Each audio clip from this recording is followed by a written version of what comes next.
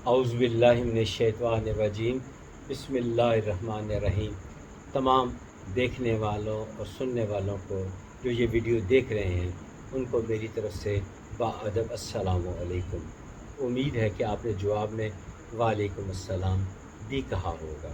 اللہ تعالیٰ آپ کو خوش و خرم اور آباد رکھے، دنیا جہاں کی خوشیاں عطا فرمائے، ہنستا کھیلتا رکھے۔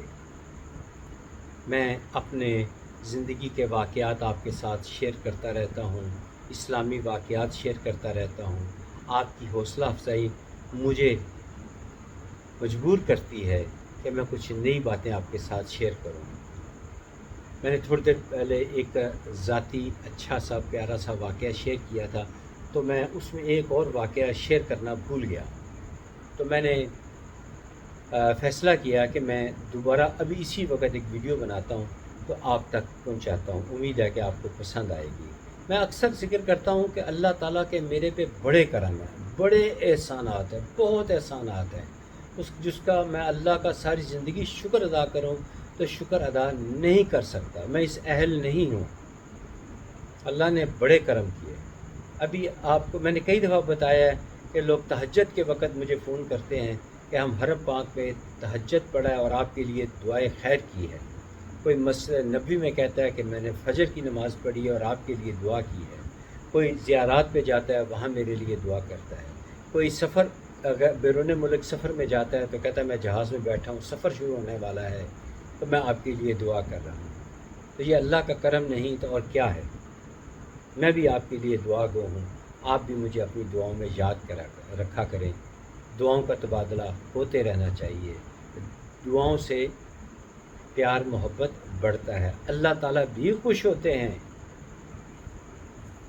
تو اچھا، اب واقعہ جو میں سنانا چاہ رہا تھا وہ یہ ہے کہ 2017 میں اچانک مجھے کسی ان نون نمبر سے کال آتی ہے۔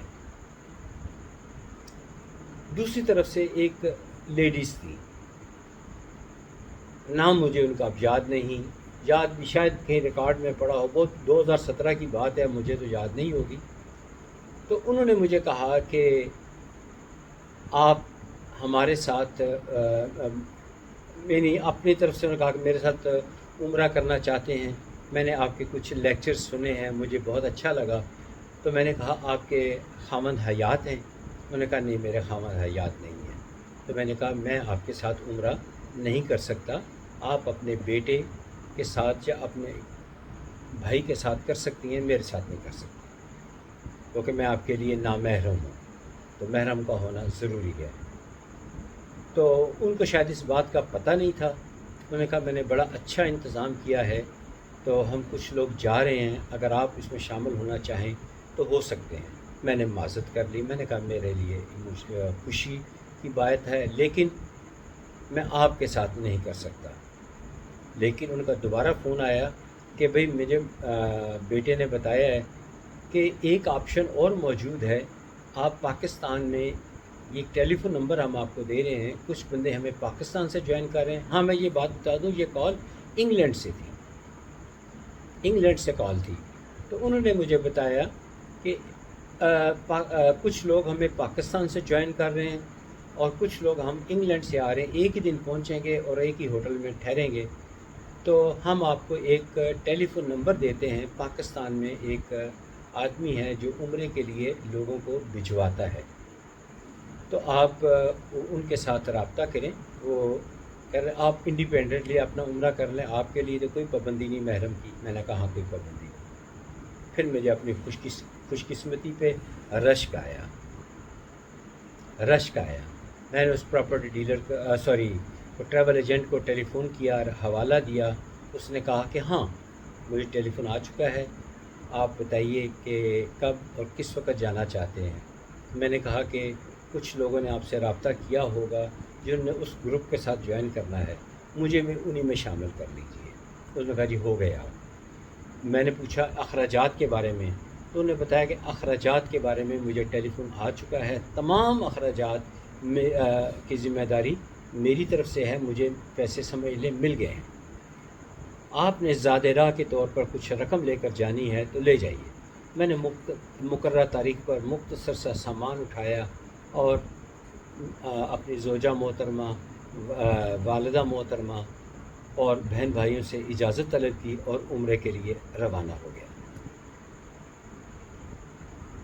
بہت اچھا عمرہ تھا۔ وہ لوگ جی بھر کے عبادات میں مشغول رہنا چاہتے تھے۔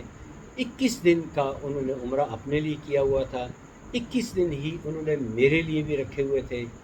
بہت خوبصورت وقت گزرا۔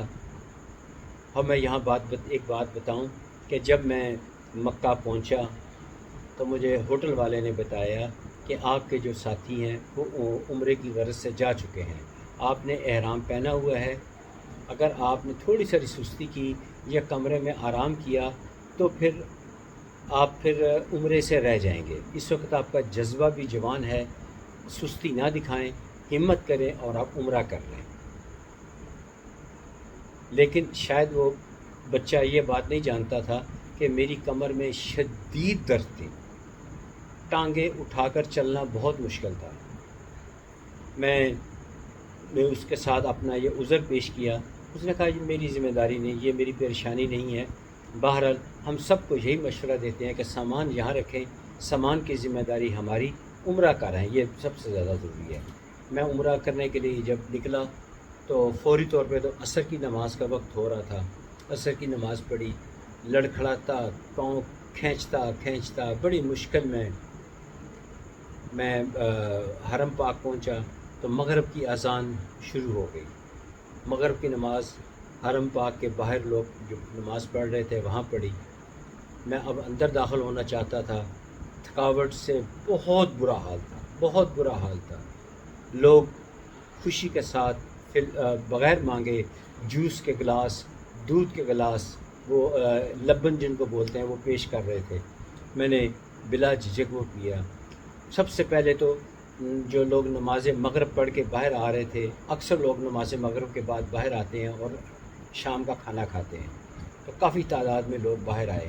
جب نکل آئے تو میں نے پھر اندر داخل، لوگوں نے کوشش کی، بے ادبی نہیں کی جا سکتی۔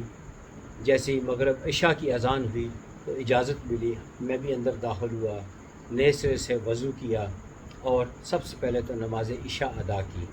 نماز عشاء کے بعد بڑی مشکل کے ساتھ جو بھی طواف وہ مکمل کیا، لیکن جذبہ تھا جو سب کچھ کروا رہا تھا۔ آب زمزم پیا، جسم میں طاقت آ گئی۔ وہاں سے نکلا تو جو صفا مروہ سعی وہ کی، اور پھر جو چند قدم دوڑنے ہیں، جب ماں حوا جو دوڑی تھی اپنے بیٹے کی طرف دیکھتے ہوئے، حضرت اسماعیل علیہ السلام کی طرف دیکھتے ہوئے گھبراہٹ میں بولتی تلاش کر رہی تھی، وہ ان کو دیکھتی رہیں تو وہ دوڑی، تو یہ سنت میں شامل ہو گیا ہے۔ تو وہاں دوڑنا میرے لیے مشکل تھا لیکن دوڑتا رہا۔ پھر اس کے بعد فارغ ہوا تو مجھے سب نے کہا عمرہ مبارک ہو، آئیے ہم آپ کے حلق یعنی بال کاٹ دیتے ہیں۔ جب تھوڑے سے بال کاٹے، میں ہنسی خوشی چہل قدمی کرتا ہوا، راستہ بھی بہرحال بھول گیا میں، بہرحال وہاں پہنچا تو مجھے ایک شخص نے کہا کہ آپ کا عمرہ ابھی مکمل نہیں ہوا، اپنا احرام مت کھولیں۔ میں نے کہا کیا ہوا؟ میں نے کہا جی آپ کو پورے بال، آپ کو ٹنڈ یعنی مکمل آپ کو بیلڈ ہونا پڑے گا، یہ چھوٹا سا حلق کروا دینے سے کافی نہیں ہوتا۔ تو میں خوف زدہ ہوا، پہلے بھی میں ایسے ہی کرتا تھا۔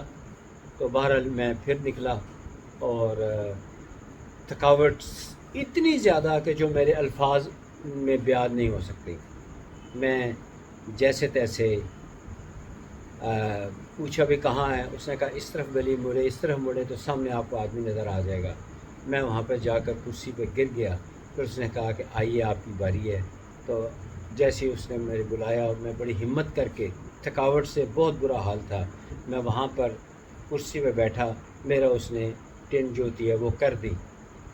میں واپس آیا، اس بندے نے مبارکباد دی، مبارک ہو آپ کا عمرہ اب مکمل ہو گیا ہے، آپ نے بڑی تکلیف سہی ہے، اب بہتر یہ ہوگا کہ ایک اچھا سا کپ چائے کا پیے یا کچھ کھا پی لیں، احرام کھولیں اور غسل فرمائیں اور پھر سونے کی کوشش کریں، کیونکہ پھر فجر کا ٹائم بہت جلد ہونے والا ہے، کیونکہ یہ سارے عمل کے دوران کہاں میں عصر کا نکلا ہوا تھا، آدھی رات سے زیادہ کا وقت ہو گیا تھا۔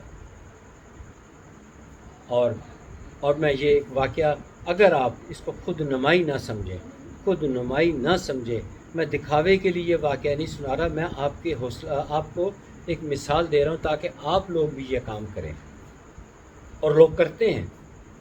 کہ دیر اس لیے ہو گئی کہ میں واپسی پہ جب میں آ رہا تھا، چلیے میں یہ واقعہ نہیں سناتا، یہ نیکی کا واقعہ ہے، کہیں میری نیکی ضائع نہ ہو جائے۔ تو آپ کو پتہ ہے روز قیامت ہم چھوٹی چھوٹی نیکیوں کو ترسیں گے، میری نیکی دکھاوے میں ضائع نہ ہو جائے۔ بس اللہ تعالیٰ ہم سب کو خوش و خرم اور آباد رکھے، ہنستا کھیلتا رکھے۔